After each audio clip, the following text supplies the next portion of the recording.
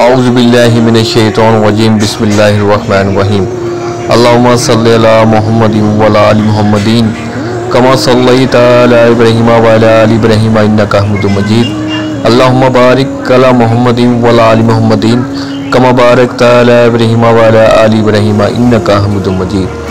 حدیث نبوی صلی اللہ علیہ وآلہ وسلم ہے، میں نے رسول اکرم صلی اللہ علیہ وآلہ وسلم کو یہ فرماتے ہوئے سنا ہے کہ میں سو رہا تھا، اسی حالت میں مجھے دودھ کا ایک پیالہ دیا گیا، میں نے خوب اچھی طرح پی لیا، حتیٰ کہ میں نے دیکھا کہ تازگی میرے ناخنوں سے نکل رہی ہے۔